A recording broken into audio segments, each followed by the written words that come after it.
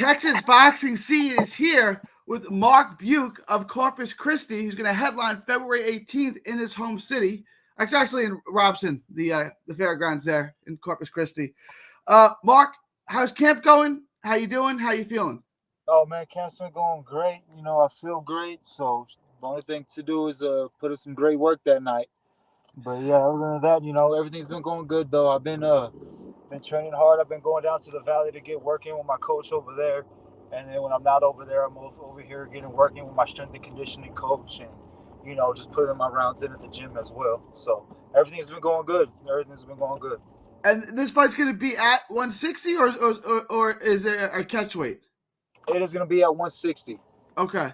And you said you've been down in the Valley training, which is where Sammy Castaneda in the co-main events from the Valley. Have you gotten to see him? Have you gotten to work with? Me and him actually have the same coach. Oh, you do? Yes. Okay, so Sammy, yes, good friend of the program. I love Sammy. How's camp going? How's Sammy looking? Yeah, Sammy's looking good as well, man. I mean, Sammy, he always also stays in the gym. That dude there, he's always in the gym as well, like me. We're constantly training, so I mean, we're always on point for the most part. He's been sparring a lot as well too, and so yeah, he's sharp. He's doing his thing. So yeah, I mean, camp's looking good for both of us. It's exciting to have you back. Corpus Christi is well. Let's talk about you. You're 10-3 now. Is that right? Yes, 10-3.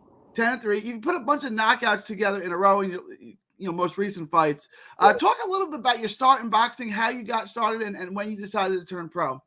Man, it's crazy. I actually started off doing MMA first. I was actually doing kickboxing and jiu-jitsu, and I started getting into boxing when I was about 6 months in. My coach started showing me boxing, and the next thing you know, I was like, man, you know what? I want to do some boxing fights. And then from there, I started competing in amateur shows, and we just kept going on from there on. And, then after that, he had closed down his MMA gym, and, times were rough, so he had to close down. So after that, I just stuck with boxing. So, ever since then, I went with boxing, and I started training on my own for a little bit at certain little gyms around here in Corpus. And then I had a guy approach me like, hey, why don't you go pro? He's like, I'll help you out. You know what I mean? I'll give you some money, yada, yada. So I was like, man, you know what? Fuck it. Let's do it. So then from there on, I turned pro. So, you're up to a good start, but you haven't taken the easy path. You haven't taken easy fights. You haven't fought tomato cans to kind of, build up, a record, I want to talk about your pro debut because you fought a guy I respect a lot, and you fought him well above your 100. You fought him at 170 pounds. I think that's Randy Fuentes, right? And he's been in the ring with. He knocked out Kenton Scipio Cook. He's been in with Rafael Bakwe. He's been in with Julian Hammerhand Rodriguez. He's been in with he's been in with a ton of prospects. He's a good fighter, a pressure fighter. I mean, that's how you made your pro debut. Like, what? I mean, talk about that fight and your mindset going into that. That's actually a funny story because that fight, they originally had me matched up with somebody who was 0-2 or 0-1. It was my pro debut. Guy pulled out. Well, last minute, they're like, oh, we got you another guy who's 0-3. And we're like, oh, okay, cool. Like, that's fine, whatever. Right, it's my pro debut. So I was like, all right, that's straight. So, the 0-3 guys ended up being Randy. That's who was Randy 0-3 at that point? No, he wasn't. Oh, okay. They just told me that. So, to take the fight. Yes, you know what I'm saying? They just told me that. Well, see, and the thing was, the dude who was looking out for me, like I said, who said, he'll take care of me, give me some fights and stuff. Well, he didn't look into him. He just took the guy's word, and it ended up being Randy. You know what I mean? Him. I forgot how many fights he was at the time. I think he was like 6-4 or 6 and something. Like he had a good amount of fights at the time already. And not only that, I didn't even know he was a southpaw either. So, man, I come out the gate. I come out the gate. I'm letting my hands go, and he starts weathering the storm pretty well, and he starts coming back a little bit too. Nice little shots, like he's coming back, and I'm start catching. I'm like, okay, you know what I mean? But I'm like, damn, this dude's 0-3. I was like, all right, you know what I mean? So then from there on, it was a good little fight between us. And went the distance, and he ended up getting a split decision, I think it was, or majority decision, something like that. Looking back on it and see how Randy progressed and turned into a good little contender. Uh-huh. You look back at that fight and say, you know what? For my pro debut, I didn't get the decision, but I fought a really good fighter, really, really competitively in a tough fight. Do you look back and say, that's not the end of the world? Nah. I don't take nothing to it. It is what it is. I just keep it pushing. I mean, I know I held my own. Honestly, I know, man. I know he felt me in there for sure.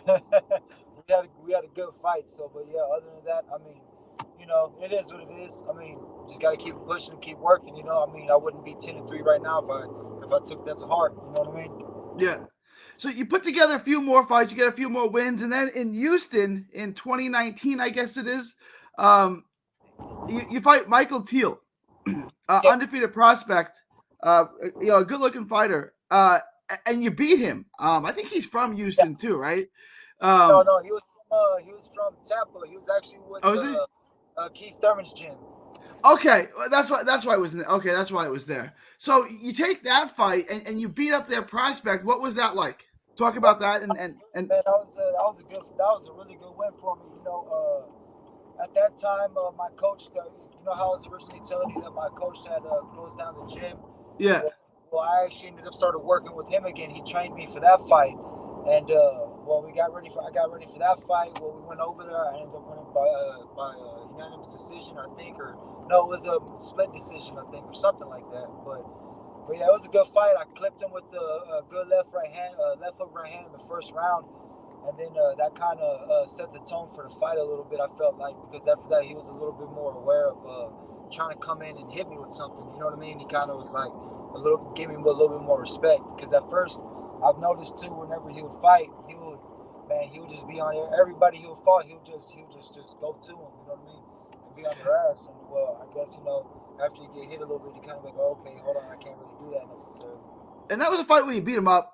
He hasn't fought again after that. And that was a prospect they were looking at, and he never fought again after that. So you kind of ended his boxing career. Yeah, it's funny you say that too, because I actually talked to his cousin. It's funny. Me and his cousin are actually pretty cool. His cousin fought that same night, but yeah, I talked to him a little bit as well. Yeah. So then you go on and you get the fight with Ibarra. In I guess that was in Houston too, or in Conroe, Yeah. right? Yeah. I mean, that's the fight of the night. That's a great fight. I thought you won every round, but every round was really close. Like, I could see it going either way, although I did have it 4-0 for you, to be honest. But every round was close in that fight. I mean, that's kind of a slugfest. What was like being in that kind of fight? And did you think you had done enough to win? When it was all said and done. Man, it was honestly, I felt it was more of a. I think it was just more of a real boring fight. So I don't know. It was like I got off on some certain shots, but he kept hugging, and it ended up being real dull. So I feel like I didn't really get to do too much. So, but it is what it is. I feel like I already knew what time it was. So if I went over there and lost, they're going to give him the win regardless. I mean, he was, you know what I mean? He was on the A side for the most part. So it's like, he was there, yeah. So I was like, yeah, I already knew how it was going. Yeah, I give you a lot of credit for that, right? You go in, you're willing to be the B side, you're willing to fight experienced fighters, you're willing to go fight, prospects and things like that.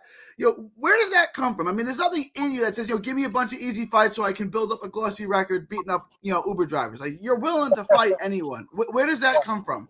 Man, honestly, just from how I grew up in the gym, honestly, with my coach, man, he instilled it into me. Like man, there wasn't no shortcuts with him. Everything we did it the hard way. We grinded it out, and we earned everything. So Yeah. that's just how it was. Then after the Ibarra fight, you're out of the ring a year and a half with the pandemic and things like that, and you haven't fought in Texas since, right? You fought once in Arkansas, and then you fought a bunch in Mexico. So in that year plus off, that year and a half you were out of the ring with the pandemic, how did you stay in shape? How did you stay focused? What's going on in that year plus you're out of the ring?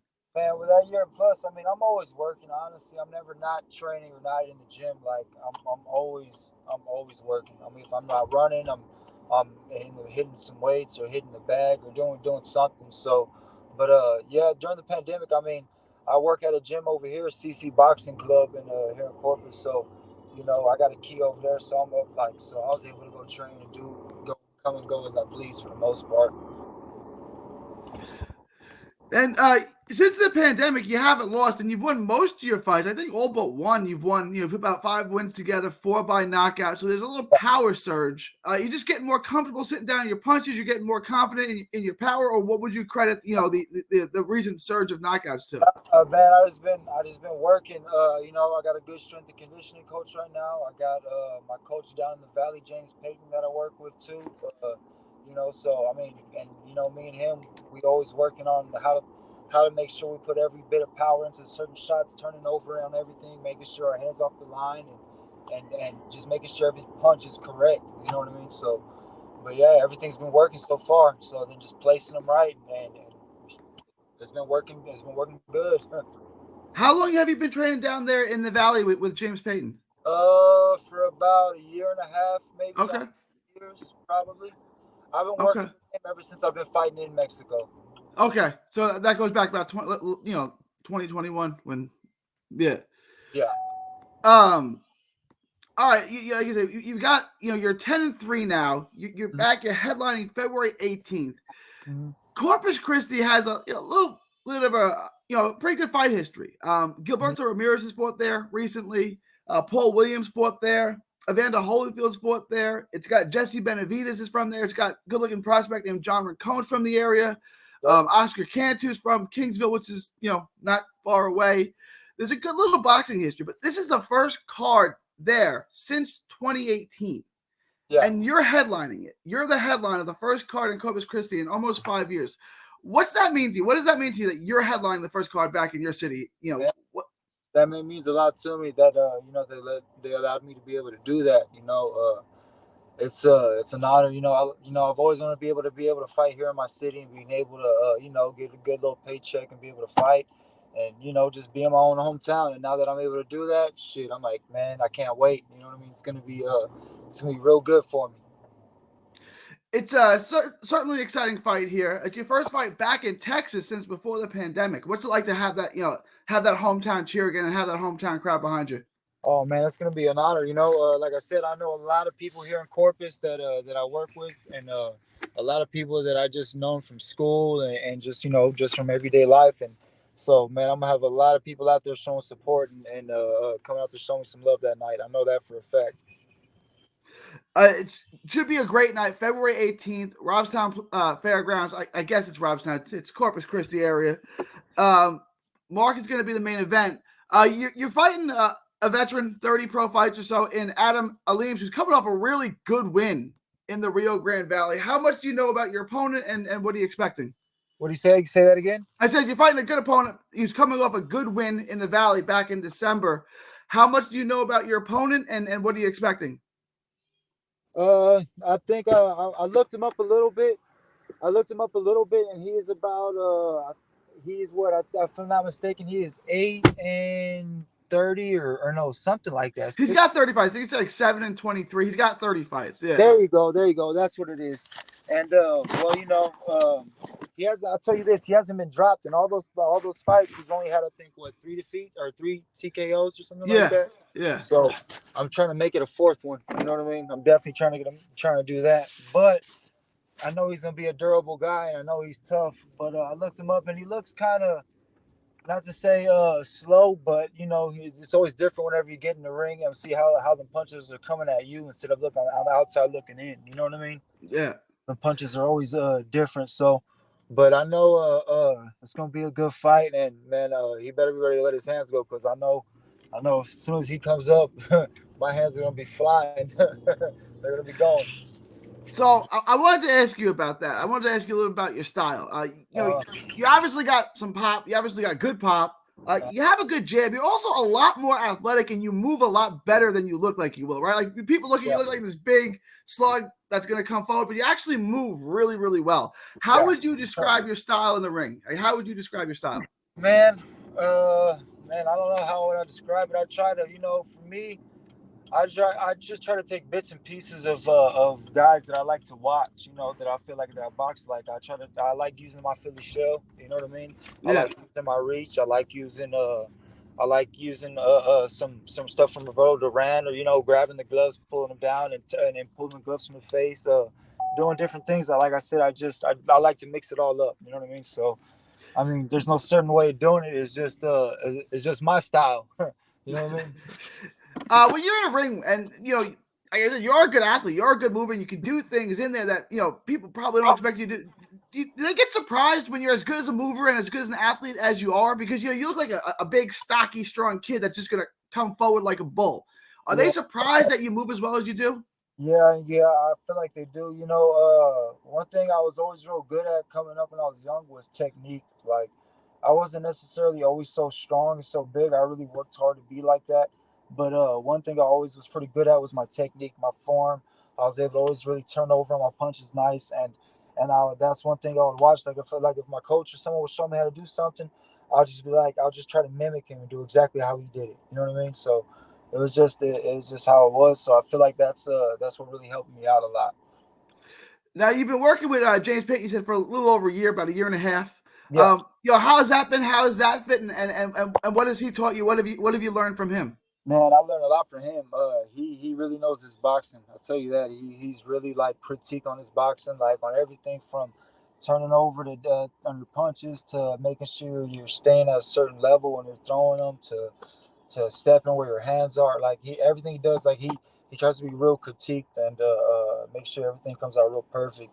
And everything he says makes sense. You know what I mean? Like he's never like said something that makes you wonder like what is like what is that, or you know what I mean? Like everything he says, like you understand it. You're like, oh, okay, he'll be telling you something. There's certain things about this or that. And you're like, oh, okay, that makes sense. Like you can understand why he's saying that. You know what I mean?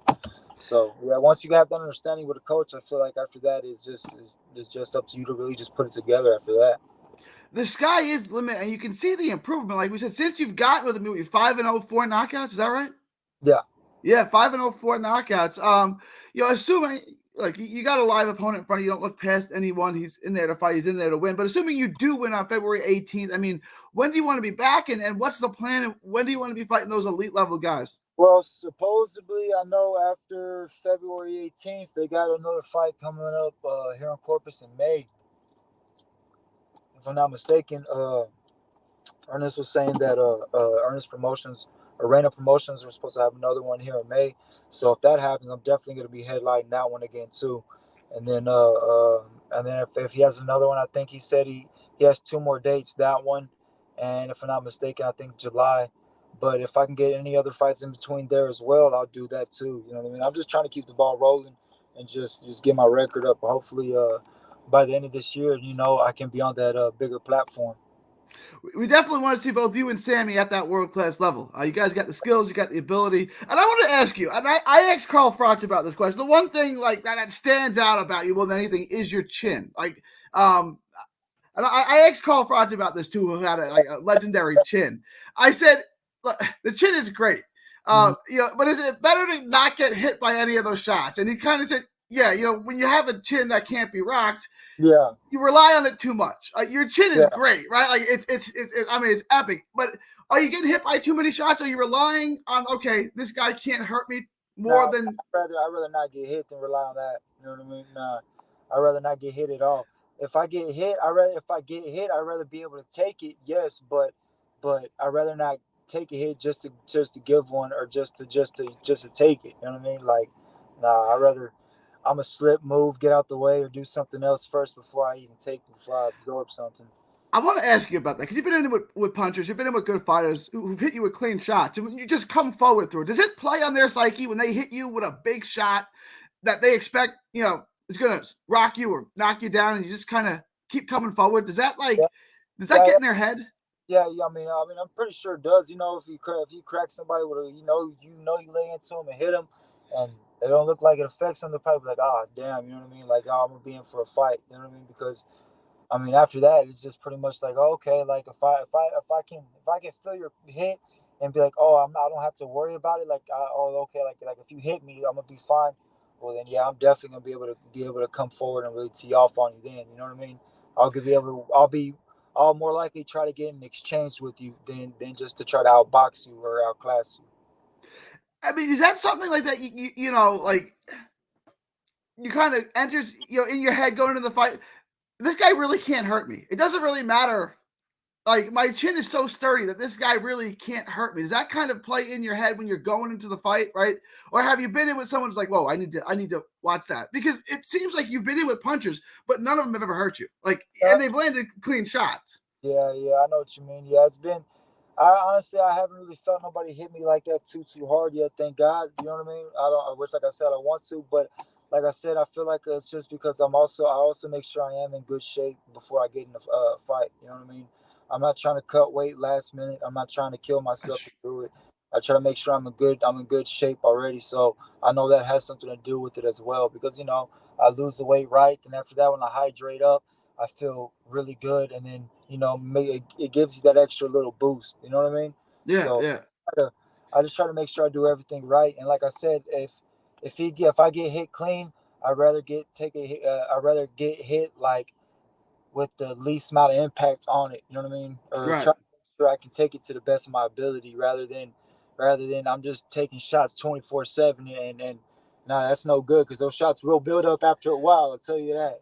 For sure, but like I said, you do move well. Like you're not a stationary target. Like I think a lot of people they see you and they think you're just going to be the slow, plodding fighter that just goes forward. Like, but Yeah. you're not, right? You move pretty well. Like you're pretty slick in there for a guy, your size. You expect to see a light, a middleweight who moves to be kind of long and lanky, and Yeah. you're a lot stockier than that. I think people get the wrong impression, like how you're just gonna. Yeah, and I can still be able to be here and be doing this. Yeah. Yeah, I know what you mean. Yeah. Mark Beuke headlining February 18th in Corpus Christi, the first card back in his home city of Corpus Christi in nearly 5 years. Tell everyone where they can, and well, first, any predictions, any thoughts on the fight? Yeah, the thoughts. I know I'm winning. I know for a fact I'm gonna win, but I'm not looking for a knockout. I'm just gonna let the knockout come. You know what I mean? That's how it is. I'm not the one to be like, oh yeah, I'm gonna get in there. I'm gonna rip his head off and knock him out. Yeah, that's the game plan. But the thing is, I'm gonna get in there and do what I do, and then everything should fall in place, and the knockout will come eventually.